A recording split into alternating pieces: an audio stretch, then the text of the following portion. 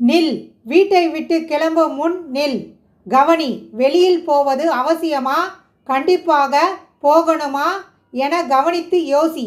செல், தேவையற்றது எனில் வீட்டுக்கே திரும்பச் செல்.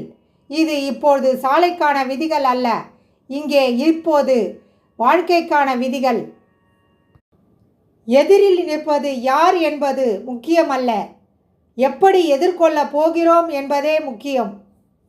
மனிதனை அழிக்கும் 3: நான் என்கின்ற ஆணவம், அவனா என்ற பொறாமை, எனக்கு என்கின்ற பேராசை. இந்த 3 குணங்களும் மனிதனை நிம்மதியாக வாழ விடாது. 26 எழுத்துக்கள் தெரிந்தவன் துணிந்து பேசுகிறான், 247 எழுத்துக்கள் தெரிந்தவன் பணிந்து பேசுகிறான். பற்கள் நாக்கினை பார்த்து நாங்கள் மொத்தம் 32 பேர் இருக்கிறோம், அனைவரும் ஒன்று சேர்ந்து உன்னை இறுக்கி அழுத்தினால் நீ காலியாகி விடுவாய் என்றதாம். அதற்கு நாக்கு சிரித்து கொண்டே கூறியதாம், நான் தனிமையானவன்தான், ஆனால் நான் ஒரு வார்த்தை மாற்றி பேசினால் போதும், நீங்கள் 32 பேரும் காலியாகி விடுவீர்கள் என்று. நாவும் ஒரு தீ, ஆக்கவும் வல்லது, அழிக்கவும் வல்லது. இதுதான் வாழ்க்கை. சொந்த பந்தங்கள் இருந்தாலும், சொத்துக்கள் பல இருந்தாலும், அதிசயங்கள் பல புரிந்தாலும், அடுக்குமாடியில் வசித்தாலும், ஆதிக்கம் பல செலுத்தினாலும் அடங்கி போவது கடைசியில் 6 அடி நிலத்தில்தான். எத்தனையோ கவலைகள் நம்மிடம் உண்டு. எண்ணிக்கொண்டே இருந்தால் மீள முடியாது, சொல்லிக்கொண்டே இருந்தால் வாழ முடியாது. கோபமும் புயலும் ஒரே மாதிரிதான், அடங்கின பிறகுதான் தெரியும் அடைந்த நஷ்டம் எவ்வளவு என்று.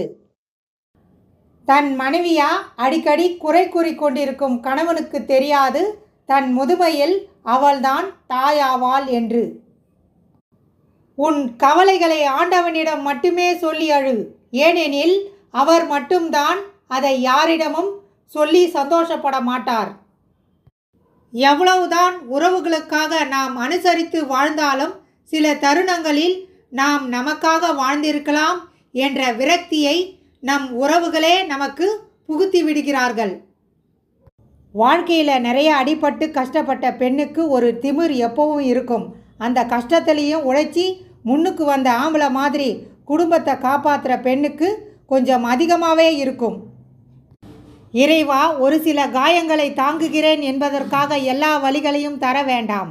நினைவில் கொள், இன்னும் ஆறாமல் சில காயங்கள், துரோகத்தின் வலிகள் என்னுள் இருக்கிறது. விஷம், வேஷம் இரண்டுமே ஒன்றே. விஷம் உயிரை கொல்கிறது, வேஷம் உறவை கொல்கிறது. நிலைமைக்கு மேலே நினைப்பு வந்தால் நிம்மதி இருக்காது, அளவுக்கு மேலே ஆசையும் வந்தால் உள்ளதும் நிலைக்காது. அன்னதானம் செய்தால் புண்ணியம், காசிக்கு சென்றால் பாவம் போகும், ராமேஸ்வரம் சென்றால் புண்ணியம் என்று சொல்வார்கள். ஆனால் பெற்றவங்களை நல்லா பார்த்துக்கிட்டாலே கோடி புண்ணியம் கிடைக்கும். மொபைல் ஃபோன் பெரிய சைஸ் ஆனதும் ஸ்மார்ட் ஃபோன்னு சொல்கிறாங்க. மனுஷன் பெரிய சைஸ் ஆகிட்டா குண்டன், தடியன்னு தான் சொல்கிறாங்க. என்னதான் நமக்கு நீச்சல் தெரிந்திருந்தாலும் சாக்கடையில் விழுந்து விட்டால் எழுந்து வர வேண்டுமே தவிர அங்கு நீச்சல் அடிக்க கூடாது. யாரிடம் பணம் வாங்கினாலும் அதற்கு வட்டி உண்டு, திருப்பி தர வேண்டும். அப்பாவிடம் வாங்கும் பணத்திற்கு கணக்கு கிடையாது, திருப்பி தர வேண்டியதில்லை. கேட்கும் போதெல்லாம் பணம் தந்த அப்பாவை கடைசி காலத்தில் தவிக்க விட்டு விடாதீர்கள். யாரோ ஒருவரின் சொல் கேட்டு நம்மிடம் முகம் சுளிக்கும் எந்த ஒரு உறவும் நிச்சயம் நமக்கானவராய் இருக்க முடியாது.